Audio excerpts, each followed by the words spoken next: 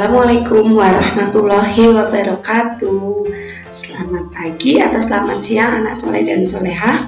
Hari ini kita akan belajar tentang pemahaman diri atau bagaimana cara kita bisa mengenal diri sendiri.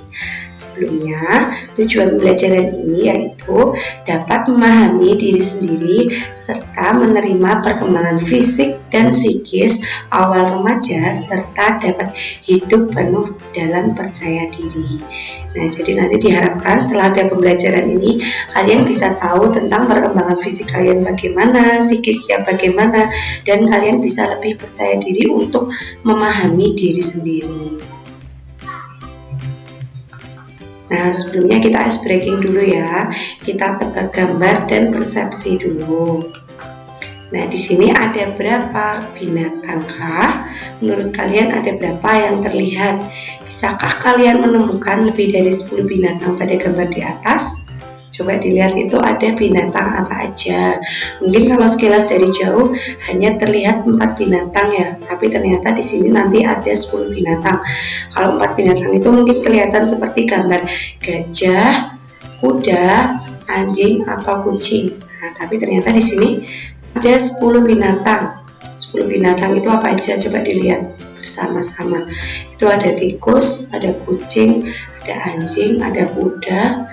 Terus itu ada ular, ada apa itu yang dalam gajah itu ya. Terus di telinga gajah itu juga ada seperti binatang. Nah, nanti kalian bisa lihat sendiri ada gajah juga. Itu ada 10 binatang. Kalau kalian penglihatannya udah jeli, ada ikan, pasti nanti kalian bisa menemukan 10 binatang pada gambar itu. Jadi nampaknya seperti 4 gambar, tapi ternyata ada 10 gambar. Masuk materi, kemudian persepsi. Banyak orang dengan mudah mengenali orang lain, tetapi ternyata tidak berhasil mengenali dirinya sendiri. Mengenali diri sendiri itu tidak semudah mengenali orang lain. Oleh karena itu, siapapun sedemikian akan mudah menemukan kesalahan orang lain, tetapi mungkin tidak gampang melihat kesalahan diri sendiri dan tidak benar sebaliknya. Begitu pula, diri kita biasanya itu kita anggap selalu yang paling benar. Semakin kita mampu mengenali diri sendiri, maka akan semakin dalam bentuk menyenangi diri sendiri. Dengan mengenal diri sendiri, seseorang mengetahui apa yang mesti jadi tujuan hidupnya. Ia menyadari kemampuan dan bakat-bakatnya serta tahu bagaimana menggunakan demi mencapai tujuan tersebut. Jadi kalau kita udah yakin pada diri sendiri, maka kita akan tahu tujuannya hidup itu kita apa, bakat minatnya apa, cita-citanya apa. Nah, di sini ada teori tentang Johari Window.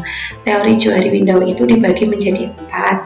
Yang pertama tentang diri terbuka, diri buta, diri tersembunyi atau rahasia, dan diri gelap.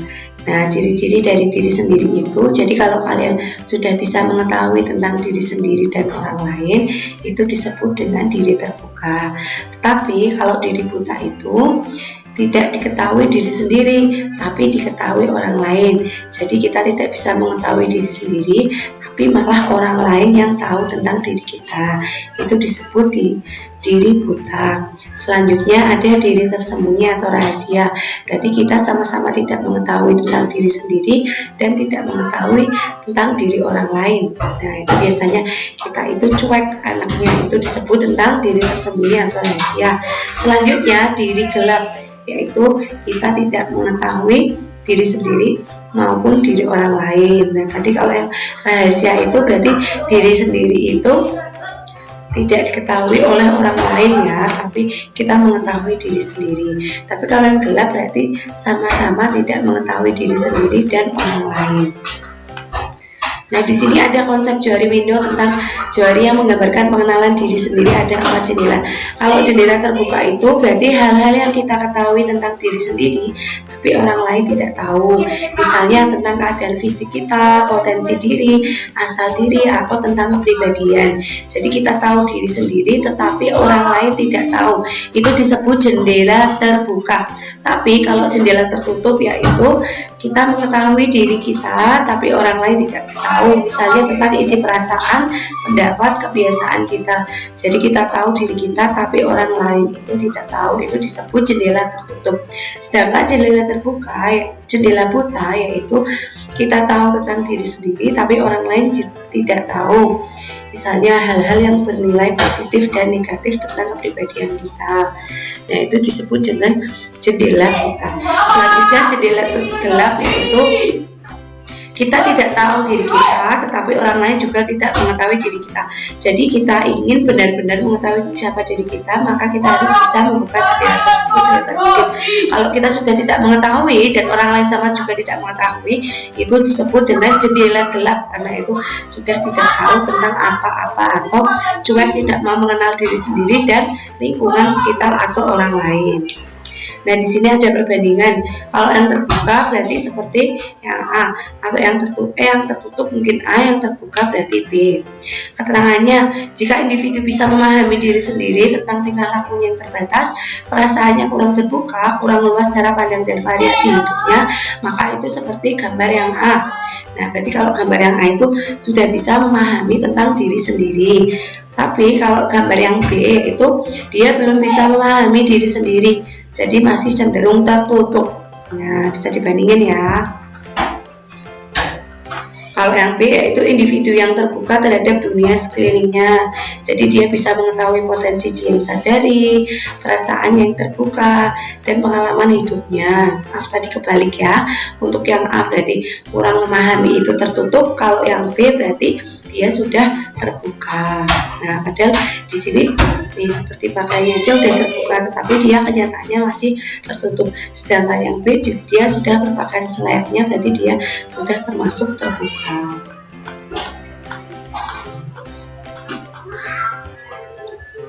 Dia lebih spontan dan bersikap jujur apa adanya, itu yang B ya. Nah, sekarang aspek-aspek yang ada dalam diri individu dibagi menjadi aspek 7. Yang pertama dari aspek fisik. Aspek fisik itu biasanya dari anggota badan, mulai dari muka, wajah, kaki, tangan, rambut. Jadi dia menerima kelebihan dan kekurangan dalam diri sendiri atau fisiknya.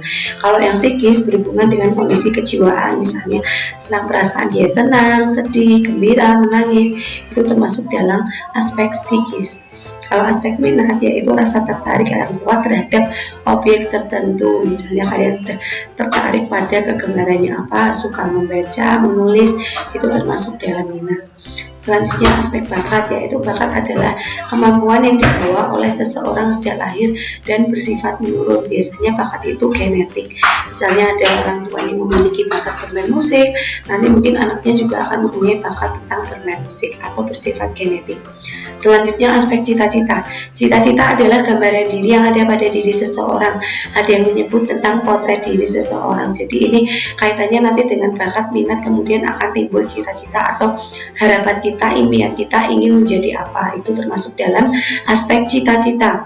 Selanjutnya ada aspek kebutuhan-kebutuhan pokok, yaitu hal yang penting untuk dipahami oleh individu. Kebutuhan-kebutuhan pokok seperti apa yang diinginkan dalam menjalani kehidupan. Misalnya kebutuhan tentang kalian sekolah, mungkin kebutuhannya tentang apa? Alat tulis, seragam, itu kebutuhan pokok yang harus dimiliki oleh siswa. Selanjutnya aspek gaya hidup, yaitu gaya yang diinginkan oleh masing-masing orang yang berbeda antara satu yang lain. Mungkin gaya hidup ini kaitannya dengan stylish atau fashion. Ya, kalian bisa memahami. Sekian dari Bu Hintang, terima kasih. Wassalamualaikum warahmatullahi wabarakatuh.